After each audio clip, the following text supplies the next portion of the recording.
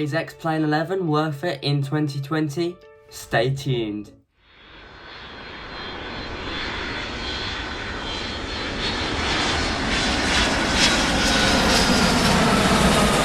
Hello YouTube, I'm Pilot Stud and welcome back to another video. If you're new here, I do flight training videos, flight sim videos, trip reports and a lot more. So if you love everything about aviation, you've came to the right place. So be sure to subscribe, like and comment down below. Today I'll be answering a much requested question.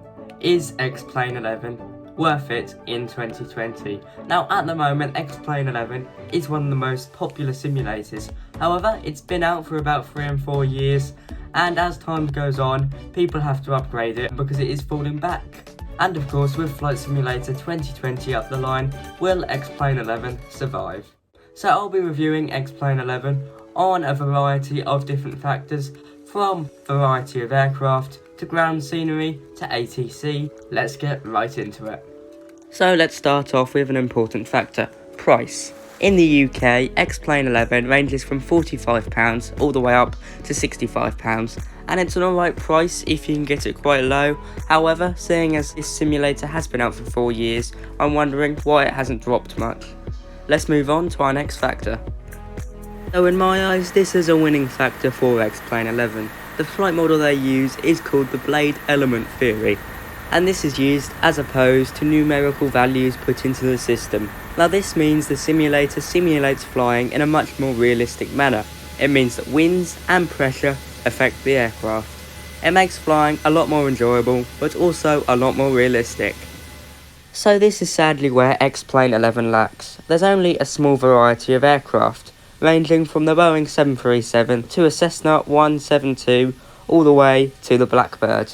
However, where the simulator misses out on quantity, it certainly makes up on quality. Let's go.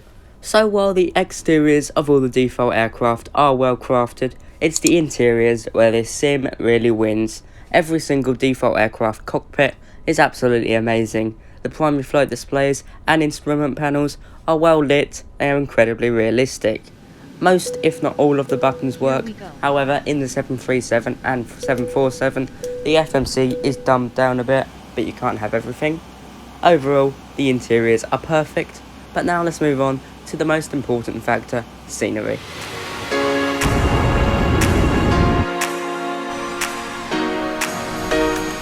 So as you can probably see from that montage there, scenery in X-Plane 11 is really good. Generally, the ground textures do match the area, and roads, railways and houses are modelled quite well. Where the simulator really wins though is with its sky and cloud textures. They're really good, I really like them.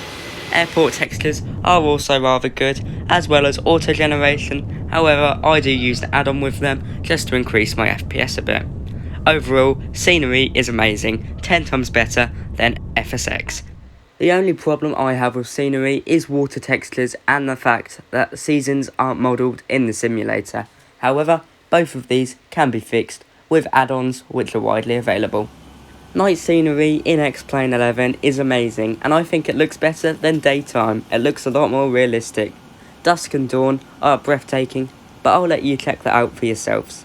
Now let's move on to a fundamental part of a flight simulator: weather. The weather system in X-Plane 11 is really impressive and really well designed. You can select different flight levels to put clouds or wind at, and it's heavily customizable.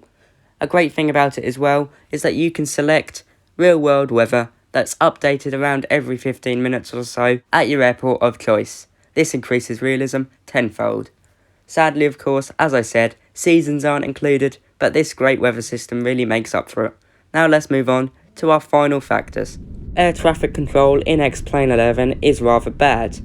It's actually worse than previous flight simulators such as FSX, as there's no option for VFR flying, and it's like speaking to a robot. AI air traffic is still pretty good, but it's not the greatest.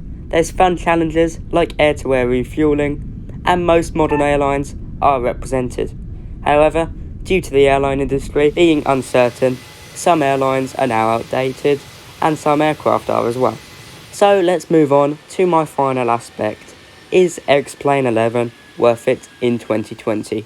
In my opinion, yes, of course it's worth it. It's a fantastic simulator and it runs well on mid, low and high-end PCs if you optimise it right. The scenery is amazing and the aircraft that are in the game are brilliant. The team are working really hard on it still, as shown with the Vulcan update, so we can expect more to come with it. This doesn't mean that there isn't problems with the simulator, because there certainly is, but these are minor problems and they certainly outweigh the problems in the past simulators. I think we'll be seeing X-Plane 11 for a lot longer, as the team is still working hard on it, even when Flight Simulator 2020 comes out.